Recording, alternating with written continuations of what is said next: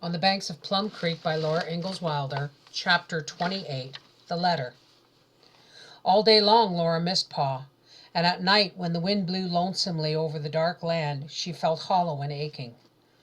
At first she talked about him. She wondered how far he had walked that day. She hoped his old patch boots were lasting. She wondered where he was camping that night. Later she did not speak of him to Ma. Ma was thinking about him all the time, and she did not like to talk about it. She did not even like to count the days till Saturday. Time will go faster, she said, if we think of other things. All day Saturday they hoped that Mr. Nelson was finding a letter from Pa in the post office in town. Laura and Jack went far along the prairie road to wait for Mr. Nelson's wagon. The grasshoppers had eaten everything, and now they were going away, not in one big cloud as they had come, but in little short flying clouds. Still millions of the grasshoppers were left. There was no letter from Pa. Never mind, Ma said. One will come.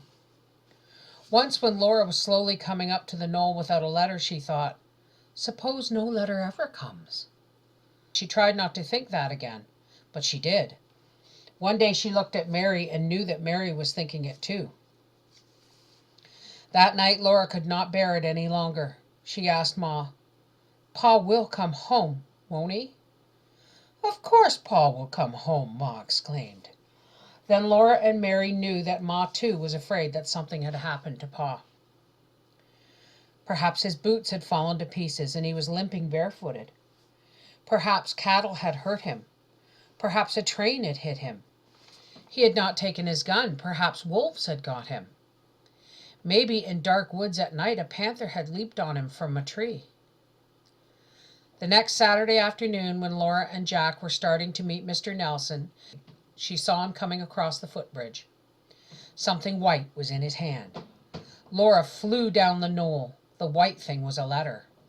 Oh, thank you, said Laura. She ran to the house so fast that she could not breathe. Ma was washing Carrie's face. She took the letter in her shaking wet hands and sat down. It's from Pa, she said. Her hands shook so she could hardly take the hairpin from her hair. She slit the envelope and drew out the letter. She unfolded it, and there was a piece of paper money. Pa's all right, she said. She snatched her apron up to her face and cried. Her wet face came out of the apron shining with joy. She began wiping her eyes while she read the letter to Mary and Laura. Pa had had to walk 300 miles before he found a job. Now he was working in the wheat fields and getting $1 a day. He sent Ma $5 and kept 3 for new boots.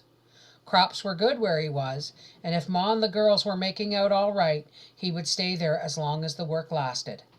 They missed him and they wanted him to come home, but he was safe and already he had new boots. They were very happy that day.